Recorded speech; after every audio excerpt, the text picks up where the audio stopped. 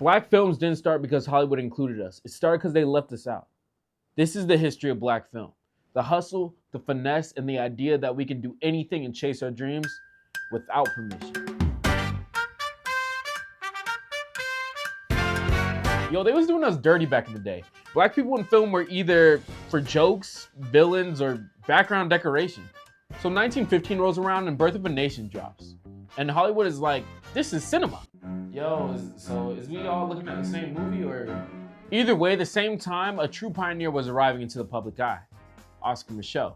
Now I know some of y'all thinking, who is this man? Let me tell you. Born in Illinois, Micheaux grew up facing discrimination and oppression. Those experiences accumulated into him becoming a filmmaker. He barged his way into an industry that didn't want him.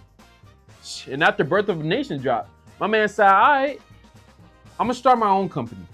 Micheaux directed and produced more than 40 films. No studio, no budget, no backing, just purpose. That's where black film started. Not the need for creativity, but the need for correction. Fast forward to the 1940s. Black actors can actually be in films now. But let's be real, like, you can win an Oscar and still be sitting at the segregated table. Shout out Hattie McDaniel, history maker. The first African American to win an Oscar, and that was for her role in Gone with the Wind. And yet, she was trapped in roles that Hollywood felt comfortable putting her in. So yeah, we was visible, but what was we were driving force? There's a difference. So now we in the 70s. The 70s came in hot, boy. So now we have a few black audiences. So what do we want? We wanted something that has some swag, has some confidence, something that represented our culture on the screen. And that's where we get the blaxploitation period. This is where you get Shaft, Superfly, and Foxy Brown. Now, were these films perfect? Maybe to us. You know why? Because black characters are finally center frame. Main characters. Not in the background, no begging, no apologizing. Just straight in the foreground. But for the first time, for the very first time, Hollywood realized something.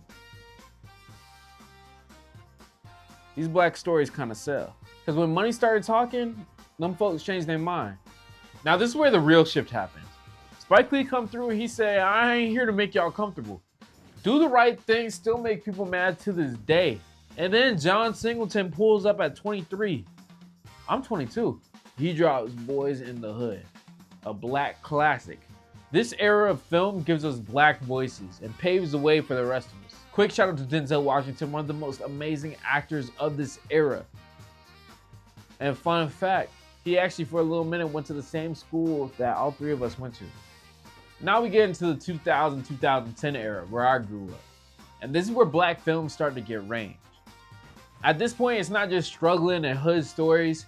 We got courtroom dramas, we got romances, we got love, we got comedy, we got everything under the umbrella.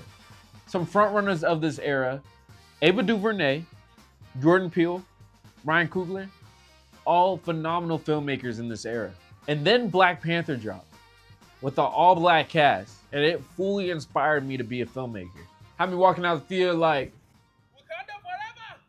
R.I.P. Chadwick Boseman. I'm still inspired by that man to this day.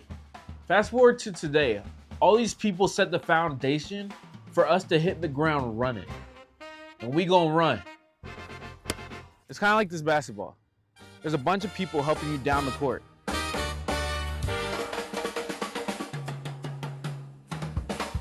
Until they pass it to you to shoot. Not gonna lie, I'm not that good at basketball. So us as black filmmakers, we need to chase fellowship, chase ownership, chase legacy. Black film was never a trend. It was never in the plan. We built it. We set that blueprint.